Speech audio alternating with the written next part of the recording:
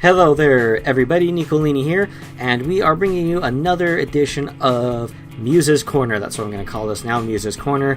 I kind of like Nico Talks, but Muse's Corner I think fits a little bit more better with the idea of it. So, what's the idea today? Mastering the tools. Now, you may remember the first Muse's Corner was about sharpening your axe, and I mentioned the idea of mastering media tools. Now, what does mastering your media tools mean?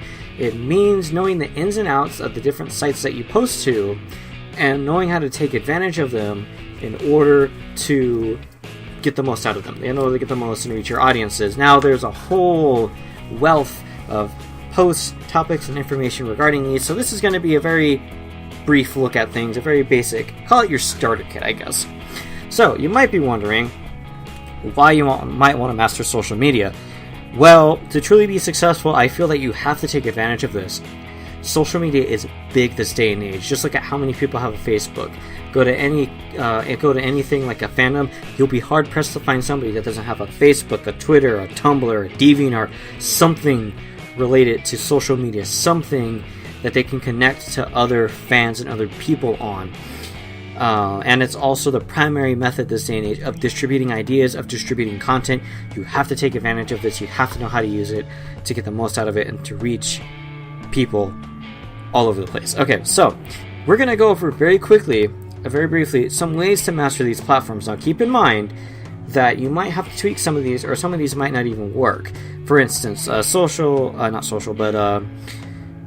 search engine optimization, SEO, we'll talk about that shortly, will not work on Fur Affinity because Fur Affinity has a thing on it called robots.txt that blocks search engines like Google, Bing, and so on from sending their crawlers, little bots that go when they read web pages for relevant content, from searching web pages.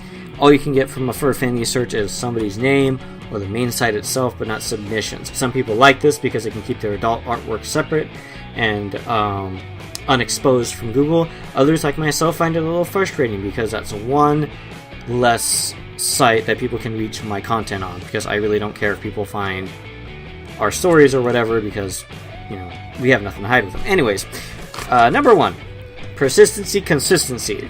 Now, I know I said that persistency isn't enough, but it is a very important piece of the puzzle. Anybody really pays more attention to people who are persistent or consistent in some fashion. Now, this doesn't necessarily mean pumping out content every day, although if you have a Twitter, a Facebook, or so on, constantly posting on it, posting relevant things, or posting your own thoughts can be good because it can help you out. I have a lot of people that I follow on Twitter where I stop and I go, oh yeah, that's right, they do have a Twitter. You don't want to be that person. Maybe you think, oh yeah, they do have a Twitter, but you don't want them to forget that you have a Twitter, for instance. And by being persistent and consistent in some fashion, it helps keep you on people's radars, and it helps you develop good habits. You can develop discipline from persistency, which is great. That can help you out. Number two, search engine optimization, or SEO. Now, what is SEO? There are so many things you could say about SEO. There's entire blogs dedicated to SEO. But simply put, it's wording descriptions, wording things, and using keywords and descriptions and other texts to help these search engines find your content. Because search engines, at the end of the day, are like librarians, and they're trying their best to find what they think is relevant. So if you're typing up a blog on Five Nights at Freddy's, by using keywords, you can help Google and other sites know that, hey, this is not only talking about Five Nights at Freddy's, but it's relevant to Five Nights at Freddy's because it's speaking about all these things that are related. Now, how can you find keywords? There's plenty of things that you can use. Google has a paid service that you can use. I think it's Google AdWords. There's other free sites that you can look up. Another thing I want to mention is take advantage of tags. A lot of sites like Twitter, Facebook, Tumblr will use tags. Any art site too, like DeviantArt and Fur Affinity, use tags. Tags are really great because they just help the site's search engines know what it is that your content's about. So if I post a story chapter, I'm going to tag it a bunch of keywords that are relevant to that story. So when people type those into the search engine, it's going to pull that stuff. Note that you don't have to use hashtags for every little thing, because there are a lot of sites like Twitter that will examine posts as well. So if I talk about furry and I use the word furry in my post, I don't need the hashtag furry because Twitter will grab that post because I said the word furry. Now, mastering the site, as I mentioned before, know the ins and outs, know how uploading works, know how tagging works, so in limits. Every site is different, so make sure you read up. How you get boldface print on DeviantArt is a whole heck of a lot different on how you get boldface print on Fur Affinity.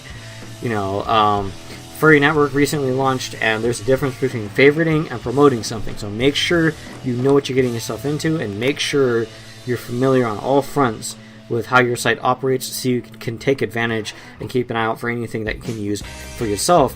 Number 4, relating to the first Muse's Corner, is always improve. Never flatline. I see a lot of artists, they get to a certain point and they kind of just flatline.